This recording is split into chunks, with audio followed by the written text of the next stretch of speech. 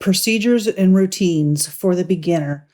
I cannot stress how vital this is going to be to your teaching career. This is either going to make you or is going to break you. People who are good at classroom management make effective teachers. People who are not good at classroom management do not make effective teachers.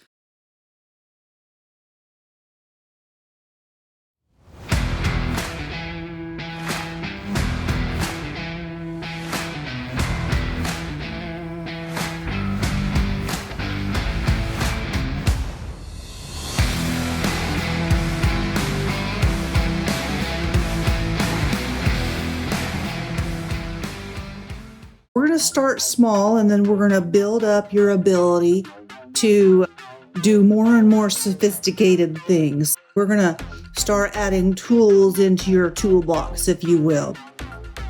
We're going to come back to the first 2 pages in a minute. Those 2 pages are a list of the procedures and routines that you inevitably will need to set up, and then there are some blank spaces at the end for you to add in some of your own, depending on what you've got going on in your classroom. But I've tried to give you a pretty good start of the things that you're going to need to do in order to get your class successfully going.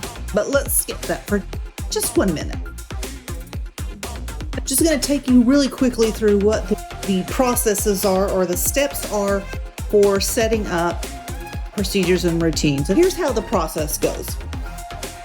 Thinking about your whole day, and you're going, okay, at the beginning of the day, this is what I do. I come in, I take attendance, and then you need a procedure for that. Then I go into class period 1, and I need to get the kids' attention. So you've got to get a procedure for that. So the first step you're going to do is just write down every single procedure that you can think of through the day. Write down every single one. There should be a lot of them, because your whole day is going to be made up of some sort of procedure and routine. Then you are going to write down the steps that you're going to go through to actually teach that procedure to your students. It's not just about having the procedure in your head. It's how are you going to teach it to your students? They're not going to know it just because you know it. You have to actually do something and teach that to them. I want you to close your eyes, and I want you to visualize the students going through this process with you.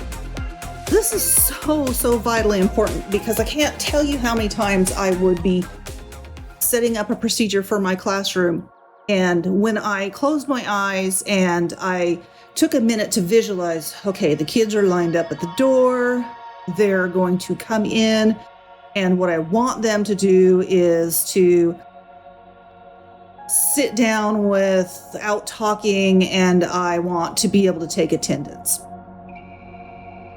And then when I'm visualizing it, I see that 1 or 2 children that I struggle with all the time, and I'm like, oh, they are not going to just do what I say. And so then you have to come up with a plan of, what are you going to do? What's the procedure to deal with these little things, these little quirks? You're writing down how you're going to teach them, and then you're visualizing it to see if you can catch any mistakes or any gaps you need to fill in before you actually go through the process of teaching this to your students. That way, hopefully, by the time you get to teaching it to your kids, you can actually have some of those issues fixed. Then, once you've got a plan of action, you're going to teach it to your students.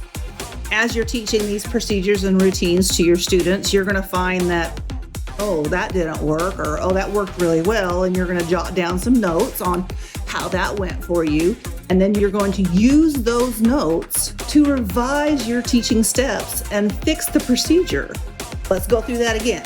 You're going to write down all the procedures and routines you're going to need. You're going to write down the actual procedure. Then you're going to figure out how you're going to teach it to your students. Write that down. Then you're going to teach it to your students. And you're going to take notes on what you learned. You're going to use those notes to revise your procedures and routines. And then you're going to reteach, and you're going to continue reteaching throughout the year.